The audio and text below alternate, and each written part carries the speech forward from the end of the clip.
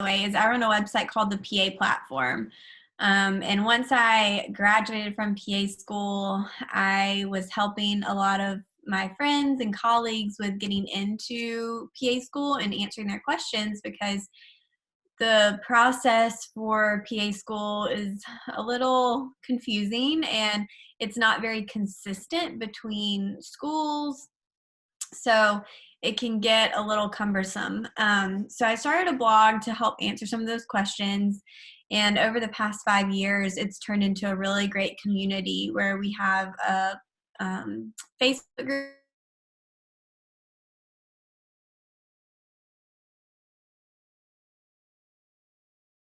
Great place to ask questions and get pretty quick answers. We do a monthly newsletter, weekly blog post, a weekly podcast episode every Friday. We had one come out today that was an interview with a student at Pacific University in Oregon. So we interview a lot of PA students, a lot of practicing PAs, to hear a lot of different stories. And then the thing that I like to talk about a lot is interviews for PA school, because I think they're so important and essentially what gets you accepted into PA school. And so there's lots of interview resources on our website, on YouTube, kind of a little bit of everywhere. I'm on Instagram at the PA Platform. We post a lot there, and I'm fairly good at answering DMs if you have any questions. So that's a good place to kind of connect as well. All right, so I am in Augusta, Georgia. It is a couple hours south of Atlanta, so kind of a suburban area, not too big of a city, but not really rural either. Our claim to fame is the Masters tournament, which is actually next week. So if you're a golf fan, I have my Masters, I have to wear my Masters apparel now. But if you're a golf fan, you may have heard of the Masters. So we'll have that next week, but that's about all Augusta is known for. But growing up, we do have a very strong medical community here, because the only public medical school is in Augusta. So there's a lot of good medical resources. And I was always someone who was just drawn to kind of sciences, and I think it's natural from there to feel a little bit drawn to medicine or healthcare. It just wasn't something that scared me or that I felt was gross like my sister. My sister had some autoimmune and health issues growing up, so she was kind of in and out of doctor's offices, and she's 3 years younger than me. So I was observing and seeing that, and to this day, she went into business and cannot even talk about medicine, does not want to hear about my job. So we are very different in that sense, but I always thought it was really interesting, and I enjoyed getting to kind of see the doctors trying to figure out what was going on with her, and we saw some really great doctors who were really helpful during those years. And so I kind of felt, going into high school, when you start to think about what you're going to do, that medicine was the path I wanted to take. But at that point, I was really only considering nursing or medical school, because that's all I really knew about. And so senior year of high school was when my dad actually ended up seeing a PA. He just had a cold, went to see the doctor, and ended up seeing a PA. And he came home so excited, because he just knew this was the perfect career for me. I was not quite convinced. I didn't really understand what a PA was or what it entailed. But that is how I found out about it. I don't have a dramatic story. I don't have a, one-time event and this was it and I knew kind of thing. It was just kind of a slow introduction and something that was planted in the back of my mind. So I ended up going to the University of Georgia, and I started as just a very general pre-med biology major, thinking, okay, this will get me in the direction I want to go. But I spent freshman year kind of soul searching and doing a lot of research on pretty much every profession there was that I could do with a biology degree. So PA was on the list, med school, dental school, nursing, PT, OT, RT, research, teaching. I had lists and spreadsheets and all kinds of things about what it was going to take to do those jobs, the job satisfaction, everything that I wanted to consider. And through that experience, I don't know if a lot of you are pre-med, but I found at UGA, our classes were huge. So all of those kind of first science classes, we had 300 plus people. They're kind of weed out classes. And there was a very competitive feel to them. And I didn't really enjoy that. That to me was very stressful. I had a lot of test anxiety freshman year. And I think I was focused more on surviving and trying to make it through and pass than actually learn the material. And so I kind of, that was when I was taking general chemistry, which is really hard. And then I got to organic, and that was a whole nother story. But I was just learning to adjust and study throughout that first freshman year while trying to figure out what I wanted to do. By the end of freshman year, I knew that I was pretty much between med school and PA school. I had crossed nursing off the list. I was already on the path to get my bachelor's. At that point, it didn't make sense to switch to nursing. I would have kind of had to backtrack a little bit. And so I really didn't want to go that route.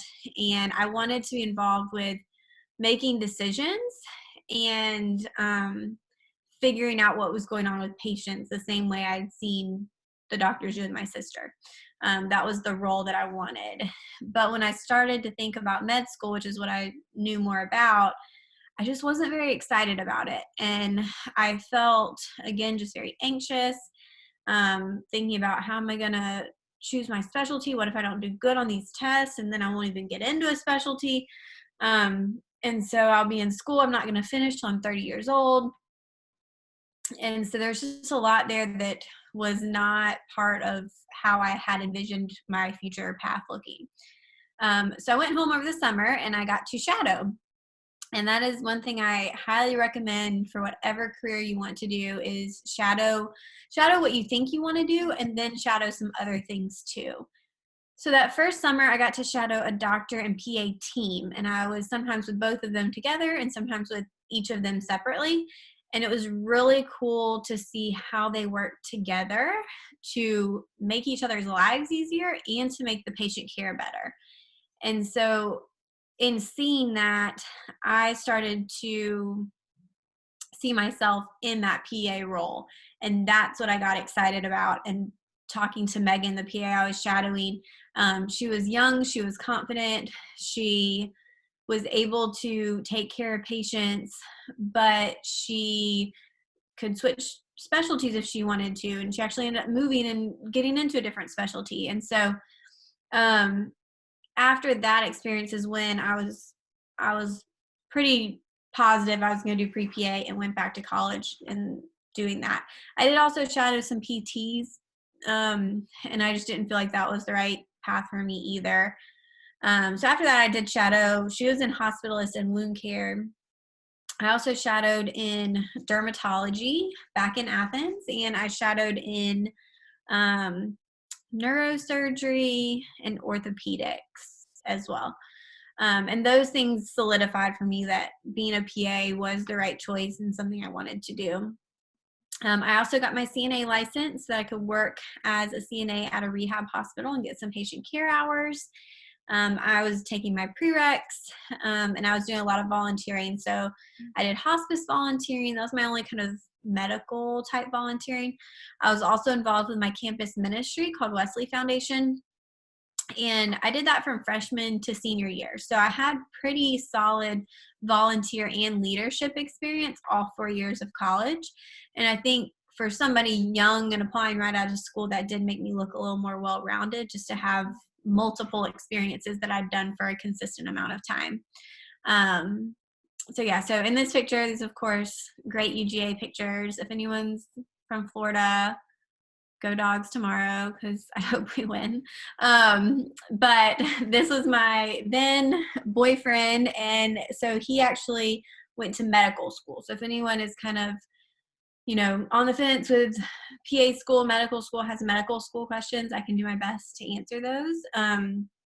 He's in the other room. Could even ask him. But while I was going to PA school, he was going to medical school at the same time. All right. So when you apply to PA school, or really any grad school, you essentially apply a year ahead of time. So when I was deciding when to apply, I was preferring not to have to take a gap year if I could help it, but I also had very low hopes of getting into PA school the first time around. So I didn't decide to apply at the end of my junior year, or it was kind of in between my junior and senior year. And I only applied to the 4 programs in Georgia. I wanted to try to stay close to home if I could. And if you look at my stats here, they're pretty average for when I applied, and they're actually pretty average now. This is pretty similar to what you see someone on average gain accepted with. Overall GPA of a 3.58, science 3.48. My GRE score was fine. I had a good amount of shadowing hours, 125, and then when I applied, they didn't separate out patient care and healthcare experience hours, but these are actually patient care hours, so I had around 250 from working in that rehab facility. I got interviews at 2 programs. The other 2, I got instant rejections. I did not have even close to enough hours. One school wanted 1,000 hours. The other school wanted 2,000 hours. The ones I applied to and got interviews either had no preference of hour. What did it say? It said recommended, but no hour requirement. And then the other one wanted 100 hours. So I met all of those requirements, and I was able to get interviews. In choosing between those 2 programs, one of them was Augusta University, which was the program that was at where I lived. It was also the public program. The other school was a private school. It did actually start sooner, and I would have graduated probably, I think, 4 months sooner. But in doing that, it still would have cost me 3 to 4 times as much money. So I chose to go back home and go to Augusta. So in PA school, when you hear about PA school, you hear how hard it is and how quick it is. And it really is true. And it's hard to explain until you get there. It's just a lot of information being thrown at you. You're getting tested really like at least once a week usually.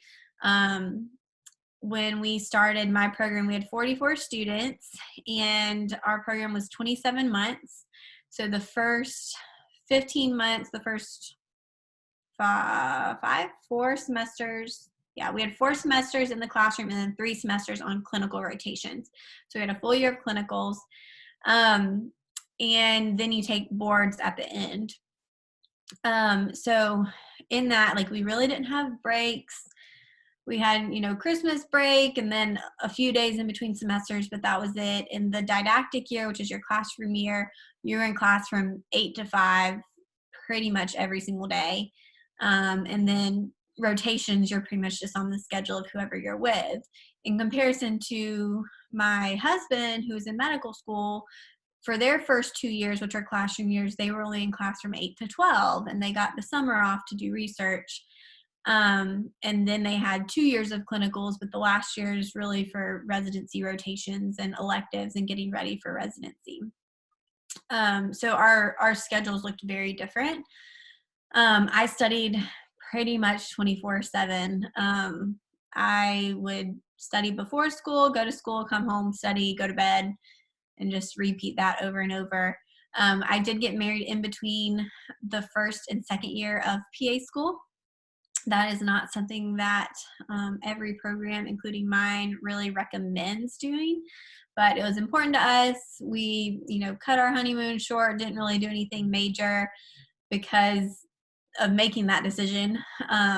But then we were able to actually see each other more once we were married, because I lived at home for the first year, which was a nice time to, get to see my parents after I'd been gone at college for 4 years. But PA school is fun. I met 4 of my very best friends there, and we still talk all the time. And then actually 2 of them are also in dermatology, so that's really nice because we can go to conferences together and talk about cases and kind of help each other. But I graduated in 2014 and I went straight into working in dermatology. So one of the most common questions I get is why dermatology? And I think some of that stems from how I had shadowed in derm, so I knew that I loved it. And then once I was on rotations, I had a very open mind, but it confirmed for me that I really like doing procedures. I really liked surgery and actually being in the OR. And that would have, I think that was probably an equal choice with doing dermatology.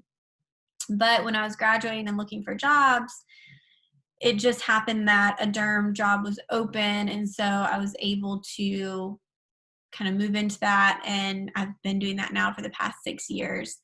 I did last year switch practices. So I was with my first practice for 5 years.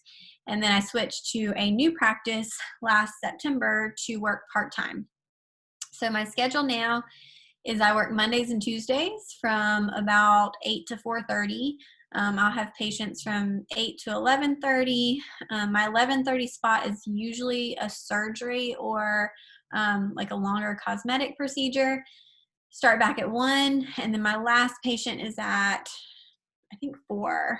And again, like it can be like a surgery or a little bit longer procedure. We do a combination in my office of medical, cosmetic, and surgical dermatology. So on the medical side, that's things like acne, rosacea, rashes, psoriasis, warts, molluscum, just looking at moles, doing skin checks for people who've had skin cancer, but really anything that's on the skin that doesn't need a procedure. But then if something does need a biopsy done, I'm able to do that. So in dermatology, my job looks very similar to the physician I work with. I'm very independent and very autonomous. I have my own schedule of patients who are coming to see me. And I have patients I've seen for the past 5 years, which is really, really cool because I've really seen them grow up and change, and we kind of have a relationship now. But yeah, so I'll do punch biopsies, shave biopsies, freeze things with liquid nitrogen. And then on the surgical side, if there is a skin cancer that needs an excision, I'm able to decide if it's something I feel comfortable doing. So let's say I do a biopsy on a spot on the arm and it comes back as a basal cell skin cancer. I'll look at it and determine how big it is, the health of the patient, if they're on any blood thinners, if they have a defibrillator or pacemaker, in determining whether that's something I feel comfortable doing. And if it is, we'll schedule it and do the excision. If not, my physician I work with will sometimes do it, or we send out to a plastic surgeon or somebody called a Mohs surgeon, who's a specialized dermatology surgeon who works on kind of like the nose and ears and face and does some of the more sensitive areas for surgeries because they can look at things under the microscope and go ahead and do the pathology right away. We also do cosmetics. So that's things like filler, Botox, chemical peels. We have some lasers. We do microneedling, talking about skincare routines. So that's fun. And I think just having that variety mixes up my day so that I'm not getting bored, or I mean, I see the same things over and over, but it's kind of varied. We see all ages. So I see babies all the way to elderly patients. When my schedule's full at my old practice, I was seeing around 35 patients a day. Switching practices, I've had to kind of build that back up. So right now I'm at around 27 patients a day. That's still a lot, but dermatology moves really fast. We'll have one person come in and they have one spot. That's all they want to see. And then the next person comes in, they have a list of 10 problems and spots and things. So it all kind of balances out.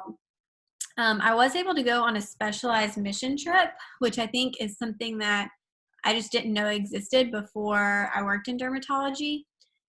And what that means is I'd been on mission trips in college that weren't medical. And then I went on a trip in PA school that was medical. Excuse me. And we were just providing very general care. But once I started working in dermatology, I found out about these mission trips that are specific to specialties. So I was able to go to Kenya, and we set up dermatology clinics, and we went to schools to provide dermatology care. And that was just really cool. I think being in a specialty, to see that in a different part of the world, see different patients. It was a lot of the same conditions I see here, but some of them were just more severe because they hadn't had any treatment or hadn't had anybody there to tell them what was going on. And so if you ever have the chance to go on a mission trip, I highly recommend it. And just know, while we were there, like, there was a urology team, like training the doctors there on surgeries. There was a gynecology team there. But that's something that sometimes I get asked about, how PAs can do missions, and there are definitely opportunities out there. I functioned as a PA there. I still had a doctor, either a Kenyan doctor or an American doctor that I was working with. And so it was really the same as being here. And then there's my little baby. I put her in there because she's why I went part-time. But she's 2 now. She's a lot bigger. But yeah, so that's why I wanted to stay home a little more. All right, here's just my contact information. So Instagram at the PA platform, and then my email. And then I'll get out of here and we can do some questions.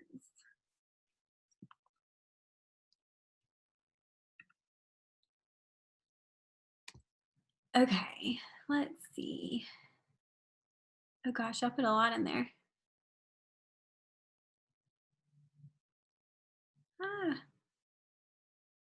Okay. Great. Some of you recognize me from Instagram. Yes, I talk on there a lot.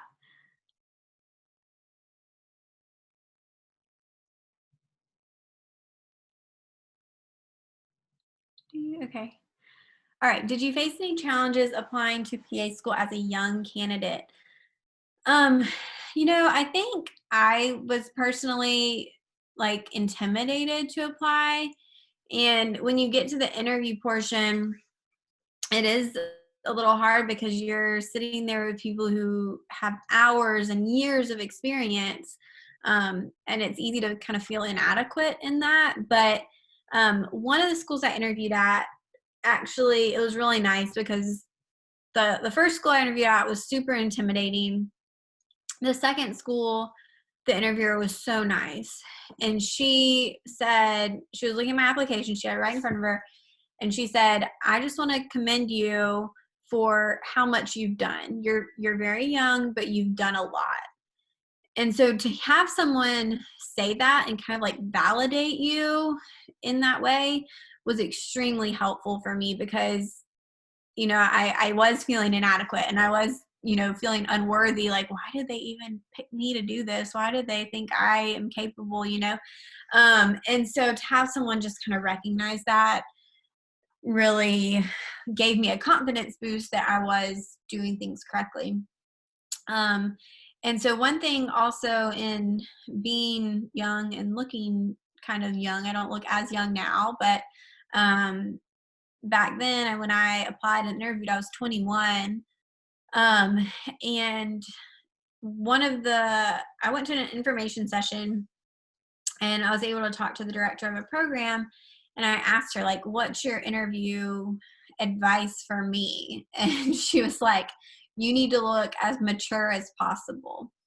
And so I was like, okay. So knowing that, like, I'm like 5 foot, so I wore little heels when I went into my interview. I pulled my hair back, and just tried to look a little older than how old I actually was. So, but yeah, other than that, like, I felt ready. If you don't feel ready, it's fine to take a gap year. Like, not a big deal at all. Okay, let's see. How did you get over the gory part of dermatology? Sounds scary. So I'll be honest, when I was shadowing, the very first time I saw a punch biopsy, I almost passed out. The PA saw me kind of turning white and told me to sit down. So it's definitely something you can get used to, because now I do that all the time. I still don't like dealing with broken bones. That's something that also for me makes me more squeamish than blood or being in the OR. And I think if I did it every day, I would get used to it. You can always watch videos on YouTube to kind of desensitize yourself.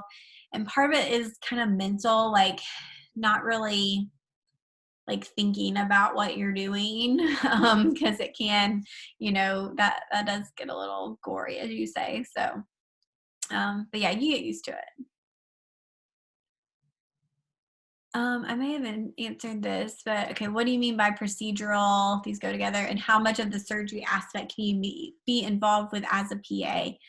So by procedural, I just mean like doing procedures, because some specialties you're not really going to do that. Like internal medicine, you're probably not going to do too many procedures. I'm trying to think what else. Like when I say, and I guess when I say procedures, I mean like suturing and like cutting things out. Is different than like doing a pap smear.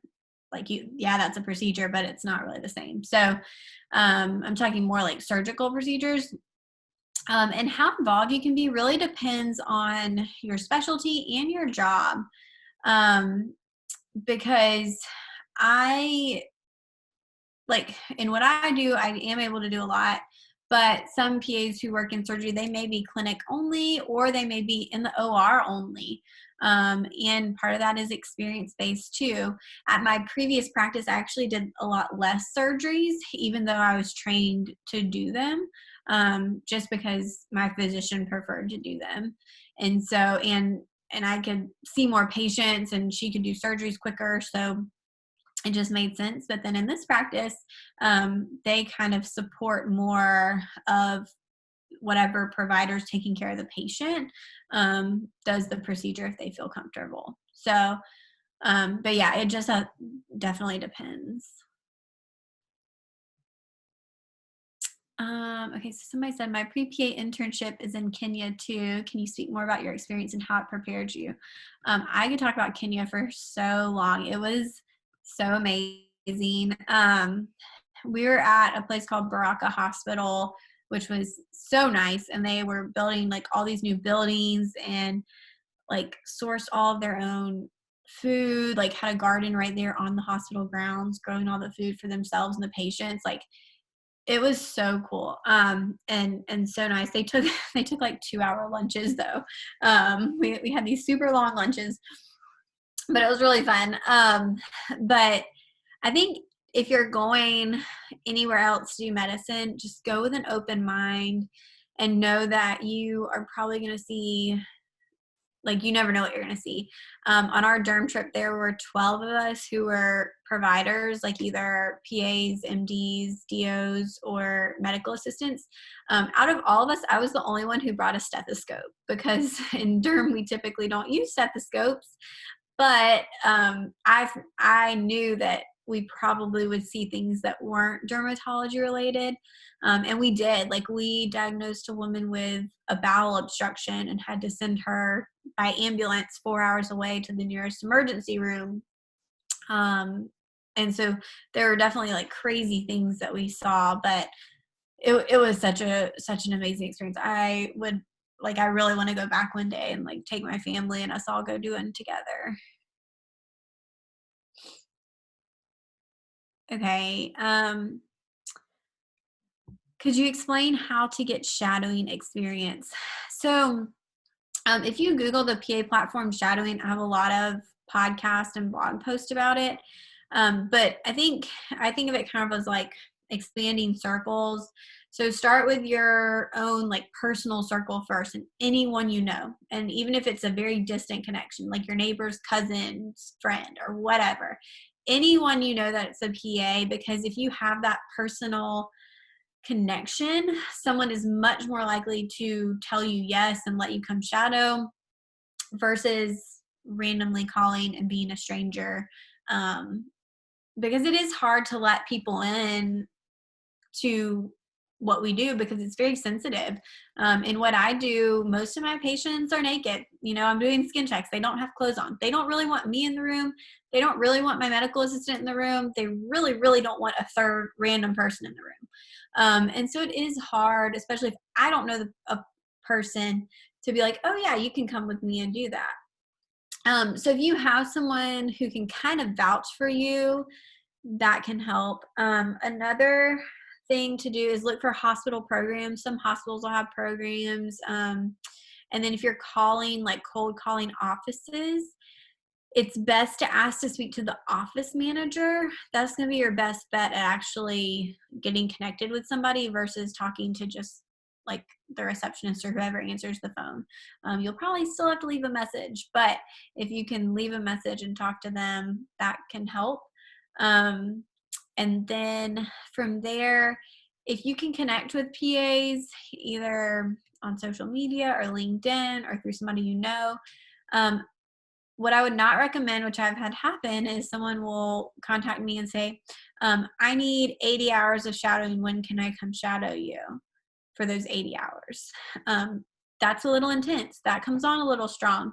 Maybe say, like, I would like to take you for coffee and learn about your job or talk to you on the phone. You know, it's almost like you have to establish a relationship first. So if you can kind of, I think it's great to just be like, let's go to lunch and I would love to hear about your, like, what made you choose to be a PA. And then once they see that you're a normal person, they're going to be much more inclined to be like, hey, come shadow me for half a day or for a day or whatever. That was the PA I shadowed in Athens. I like talked to her on the phone first. And then she let me come shadow once a week for an afternoon. And so I'd go for a few hours, just depending on how many patients she had when I could. And it was such great experience. And so I think just my interest is what kind of had her let me keep coming. Okay, you said that your freshman year, you were more worried about passing than learning information. PA school seems very fast-paced. Did you feel the same way during the didactic year of PA school? Yes and no. I think PA school is different because you're learning things that are actually interesting to you and going to be helpful in the future and relevant to a patient. Like in my chemistry classes, I really wasn't interested in that. That wasn't something I, enjoyed necessarily learning. But in PA school, you're actually learning things that you want to learn because they're applicable to what you're going to do.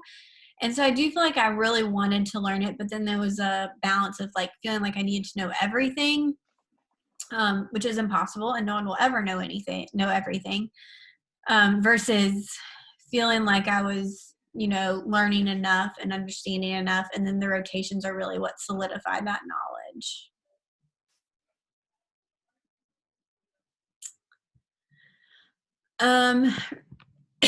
Sorry.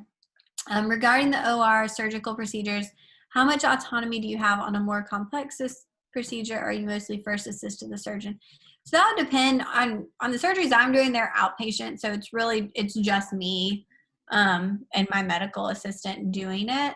So we're not in like an OR, but depending on the specialty, what the surgery is, what the level of experience is. Most of the time a PA is going to kind of be first assist, but in a lot of ways that looks like usually like a PA starting the procedure, the surgeon coming in for part of it, and then the PA finishing it.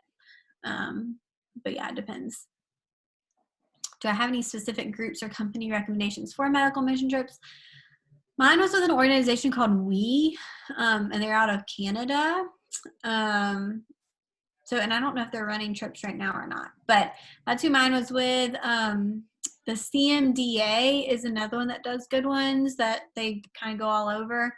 But then if you can look locally, like I think I've heard a lot of schools do gap medics. So that may be a good option. But anything like if your school or anything in your community has them, I think that would be helpful because it was a little intimidating because I didn't know anyone else on my trip. We weren't connected really beforehand. So I literally got in a plane in Atlanta by myself to go to Kenya, not knowing anything, like who I was meeting there, if other people were going to be there when I got there. And so that was, my family wasn't super excited about that, but it was fine.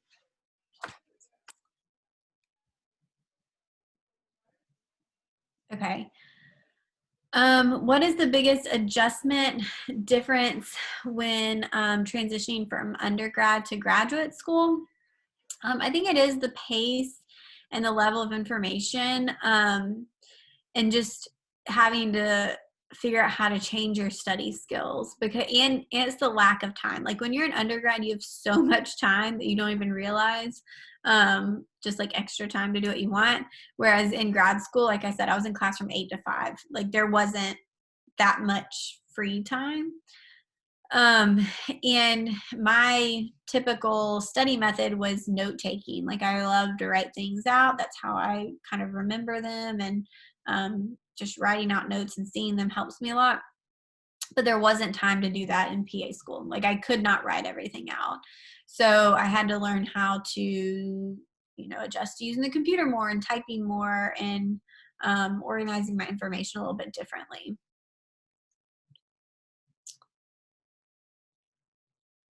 Let's see. I know with COVID right now, a lot of in-person shadowing experiences are not happening, and most PA programs want a letter of recommendation from a PA. So, do you have any advice on how to go about this?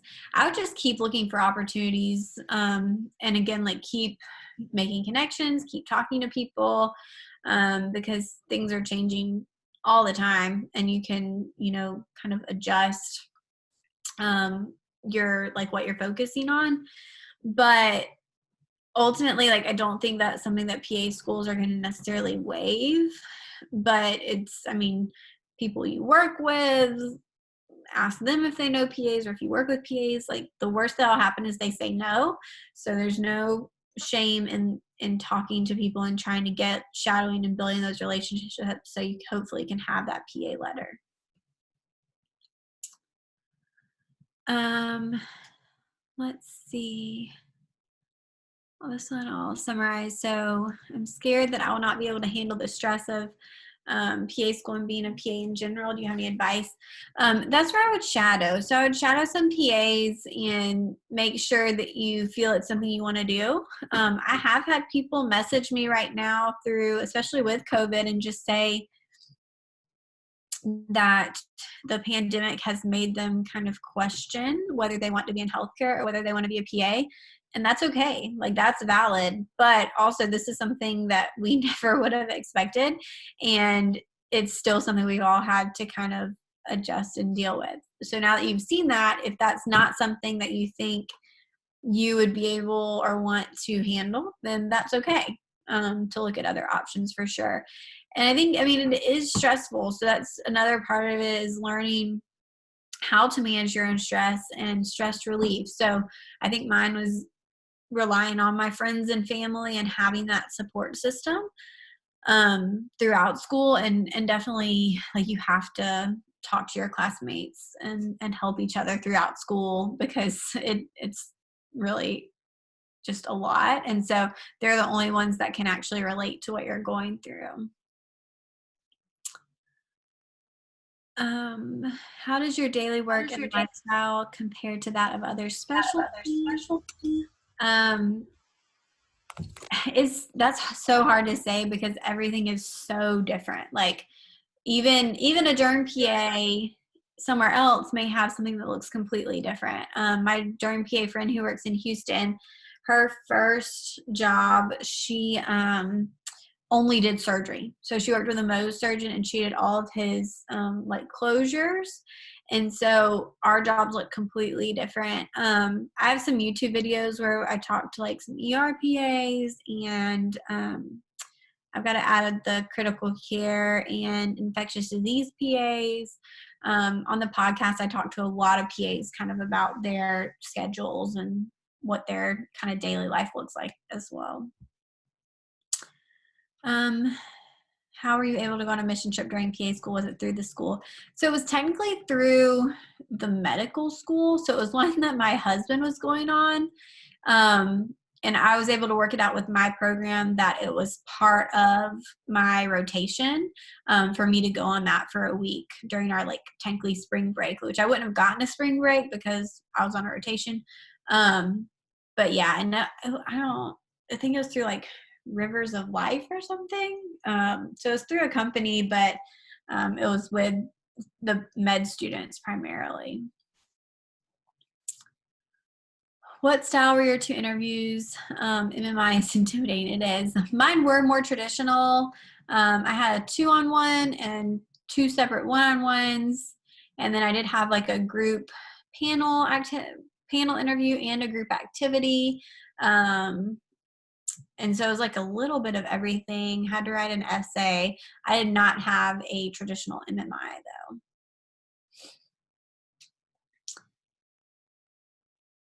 Okay.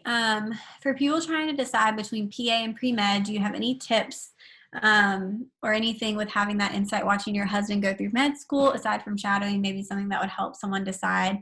I mean, definitely talk to the people that are around you. So any doctors or PAs. And I think you just have to decide what you want ultimately. So what my husband tells people is that if you are 100% sure that you want to be a doctor and know what you want to do and you're willing to work for it and you know what goes into making that happen, then go for it, go to med school. But if you're not sure, like if you aren't completely sold on it, if you aren't sure what specialty, aren't sure that you want to commit to something, then at least consider PA. Because I think he honestly didn't know what all was involved in med school when it comes to like the testing and how important the testing is to your residency and things. And so he just kind of went into it a little blind. And so he tries to caution people to not do that and really do research on, and it's confusing, like the whole process of med school and then residency, like there's a lot involved in that. But yeah, he tries to kind of have people see both sides, but we need both. We need doctors and we need PAs. If you're someone who like ultimately like needs the final say, doesn't really like taking criticism, then maybe pre-med is better for you. But if you, for me, I just love the team approach. Like when I was shadowing, like seeing them work as a team, like I wanted that, but I didn't necessarily feel like I needed to be the like head person of that team. But even now, like I rarely need my doctor. Sometimes I'll have her, help me, or if I see something weird, she'll come in and see it. But that's pretty rare, like maybe a couple times a month. But we talk about things. So she'll ask me about cases. I talk to her about cases. We talk about what we're reading, what we're learning about, to just kind of help all of us be better. And there's another PA that works there too. So it's really great. We go to conferences together. It's just a lot of fun. What are the steps of licensure if you want to practice in another state? So you just essentially, so you're nationally certified when you pass boards and then you're licensed by a state. So if I wanted to go somewhere else, I would just have to apply for a license in that state, but each state's different. So in Georgia, you just apply, but you have to have a physician to like go on your license before you apply. So it's a little confusing. Like you couldn't just move here and get a license and then get a job. You essentially have to have a job to get a license. In South Carolina, because I'm really close to the border, you have to actually go sit in front of the medical board and do an interview. Where my friend is in Texas, you have to take a quiz on their state laws. So every state's a little bit different, but it's not a huge deal to kind of make those changes.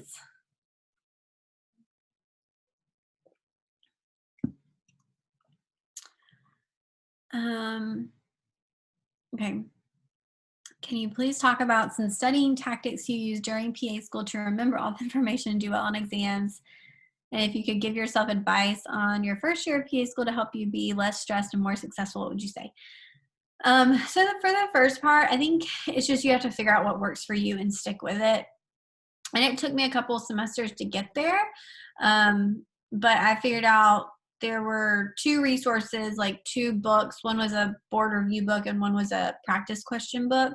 And I would incorporate those into my studying and then kind of supplement with the lectures and other books and materials we had for that section. And that's what worked for me. I'm not really a group studier. I'm not someone who like talks it out. And so once I figured out what worked, I just stuck to that system pretty consistently. and didn't keep looking for new things. And I think that's something that people get into, is they feel like they need to, you know, try every single resource. But if you have one that works, just use that one and stick with it. And if I could give myself advice, I would tell myself to relax more from the beginning. I was a little extreme. I was living at home, and my parents would be like, "Hey, do you want to go up the street and grab dinner?" And I would say no. I was like, "No, I have to study." And so looking back, like once I got to my third semester in the spring, because we started in May, I started to realize, like, okay, well, I've got to eat dinner anyway. And I've been studying for how many hours today? And if I study for these 30 minutes, is that really going to be the difference in, let's say, an A and a B? Or is that going to be the difference in like a 94 and a 95? So it was kind of a mindset shift of just making myself be a little more laid back. But I mean, it's hard to say to do that from the beginning, because there's an adjustment period there, and everyone goes through it. What would be the pathway from the last year of high school to PA school? So you would get your undergraduate degree, get patient care experience, shadowing, take either the GRE or the PA CAT if needed, figure out what schools you're applying to, get your volunteering, your leadership, and then apply either in between your junior and senior year or after your senior year if you wanted to take a gap year. Does the 1,000 hours that PA schools typically want include volunteer hours and clinical experience hours? Or are those separate? Those are separate. So if the school wants 1,000 patient care hours, that means that you're directly interacting with the patients. That can be, some of those sometimes can be on a volunteer basis. But then some schools want paid hours, so it just depends. What are some ways that you have found allow pre-PA applicants to stand out to schools? What have you found differs a strong application from a weak one? So the first thing is the personal statement. Like a good or bad personal statement can make or break an application. And then one thing that somebody who was on admissions actually told me was that she looks for applications to be very complete and for them to have something filled out for every single section. So that's the patient care experience, healthcare experience, volunteering, shadowing, leadership, teaching, research, extracurriculars. And you may not fill out all of those, but if you can at least start thinking about trying to have something for all of them to really show that you have tried different things and been involved in different things, can make your application stand out. Do you have any advice for undergrad and focusing on getting hours but also doing well in classes at the same time? So make your grades your priority, make your GPA your priority, because if it goes down or you sacrifice it, it can be really hard to come back. So even if that takes an extra year or two, in the grand scheme of things, it's not the end of the world and it's not that big of a deal. So don't feel like you have to cram everything in if it's just not feasible or practical for you. If our family friend is the head of anesthesiology in the ICU at somewhere, would shadowing help if I want to go into surgery? It wouldn't necessarily help you get a job or get into PA school, but it sounds like a cool opportunity. How long is the boards exam at the end of PA school? It was very long. I think it was like 6 or 8. I think it was 8 60-question blocks. So you're like there all day, and you have 60 minutes for each section. Yeah, it was very long. What do you think of fellowships or 1-year Doctor of Medical Science or Health Science programs after PA school? I think so. For the Doctor of Medical Science programs, I think they're great if you want to do something like in academics. Otherwise, not really maybe necessary.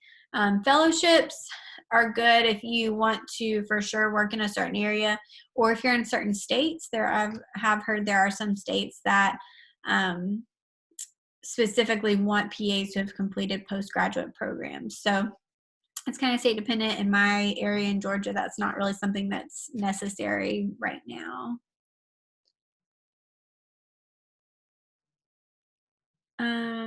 I was recently waitlisted for one of the PA schools I interviewed for. I'm pretty bummed because I thought I did so well. How do you improve yourself in that aspect if you didn't really know what you did or said wrong? So number one, I would reach out to the program and ask them.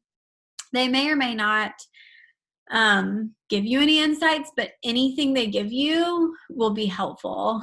And then, look at kind of specifically with your interview, kind of thinking about how it went, doing more practice with family, friends, mock interviews, whatever, to get some feedback to try to make sure you're focusing on the right things, that there aren't any red flags. But I would reach out to those programs and ask them. How easy is it to change specialties as a PA? It's pretty easy. So if I wanted to switch specialties, if I wanted to go work in cardiology, I would just find a cardiologist or cardiology practice that was willing to hire me. They would have to train me.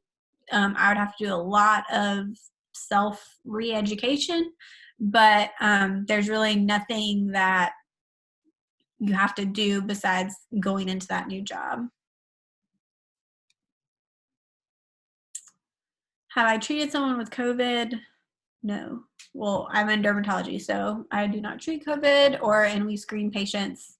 Have any of my patients had COVID? Not that I'm aware of, but most likely yes.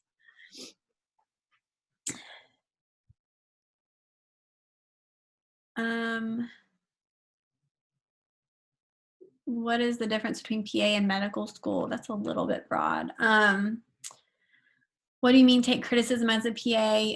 So like, not like like in my job, my physician reviews some of my notes. So like sometimes she'll write on there, tell me like, hey, next time you see lupus, consider adding this supplement or something. And like I'm never offended by that. I'm like, okay, great idea. That's cool. But like if you'd be offended by that, then you may not do as well or want the PA role. How much is PA schooling? I don't know the averages off the top of my head, but I think public programs, the average is around like 50 to 60,000, but private programs, tuition can be very expensive. The most expensive program I think is 150,000 for all of tuition, but that's not including like living expenses or any of that. There is a dress code at Augusta University. We had to wear business attire, but now they wear scrubs.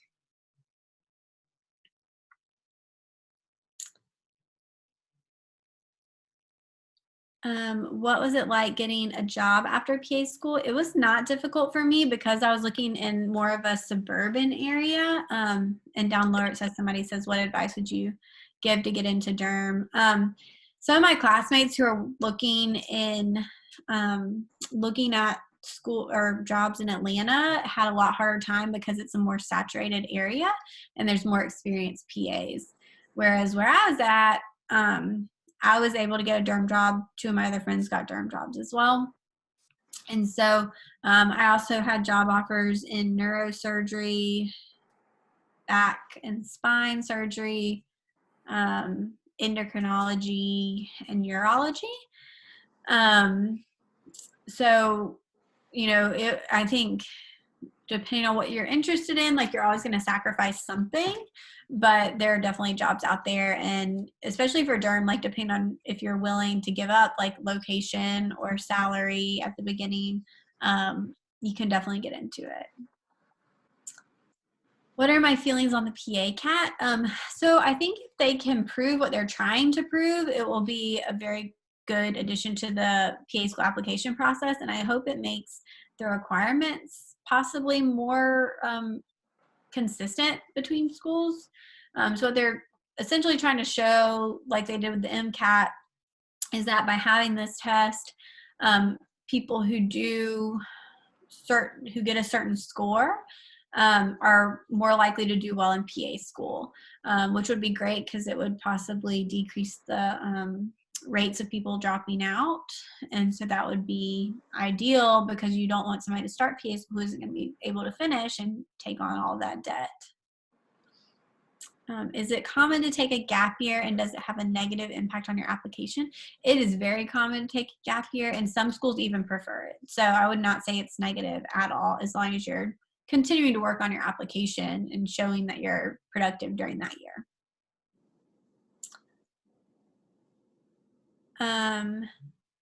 Does a lower overall GPA 3.3 and science GPA 3.1 mean my application is automatically considered weak? Outside of getting good PCE, is there anything else I can do to improve my chances?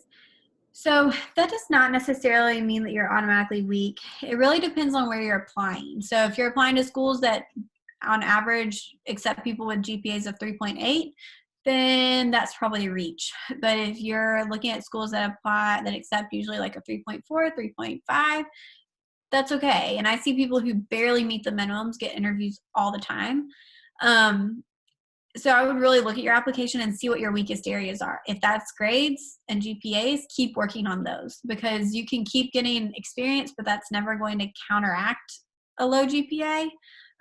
So you want to keep working on where you're the weakest, just to keep showing improvement in that. Do PA students and medical students ever work together in the same university? Yeah. They do, and there are schools that have them in classes together. We actually did, so our anatomy was taught by the medical school, and it was all of the medical school professors. We were in their cadaver lab doing essentially the same anatomy that they do.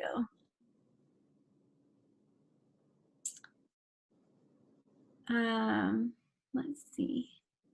How was I financially stable during PA school? Loans. And would you recommend a part-time job? We were not allowed to work. So everyone takes out loans essentially, and that is how you survive. How do you find time to shadow and get patient experience while juggling college classes and a job? So my job, I only worked during a summer full-time. And so that's what I did during that summer while I wasn't taking classes. I was looking for jobs in Athens, but it was while I was also interviewing for schools. And so by the time I kind of got something lined up, I had already gotten in, and then they didn't want to hire me because I was leaving. So I never really worked while I was in college, but I was really involved with a lot of stuff. And I didn't really do much else. So I went to football games, but I never went downtown. I didn't go out. And that was just my personal choice because I knew that I needed to focus on school and what I wanted to do. But I mean, it's definitely hard to balance, but you have probably more time than you realize. We just aren't very good at organizing our time. But all right, I see that Faith said we're wrapping up. So if anyone has other questions, feel free to send them to me on email or Instagram or wherever. Okay, thank you so much, Savannah. We absolutely loved hearing from you. Once again, for everyone listening, also thank you guys for joining us for our first webinar. To get a certificate for the webinar today, I'm going to be sending a link to a Google Sheets, and you'll just need to fill out your name and your email and how you heard about us, and we'll email you the certificate. Also, I'm going to put up a slide with the ISPR socials, so that if you guys want to follow us or want to become a member, and stay tuned because we're going to try to do a webinar every Friday. Feel free to follow us. But thank you everyone for coming, and thank you, Savannah, again. Thank you so much, Savannah, for speaking with us. It was an amazing presentation. Thank you so much, everyone, for coming to our very first virtual shadowing webinar. We appreciate every single one of you guys, and we're excited to see you guys next week, Friday, 7 p.m. Eastern Time, same time.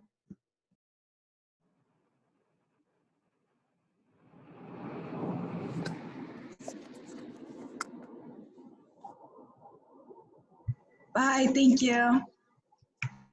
Bye, thank you. Have a good day, everyone, or a good rest of your night. Bye.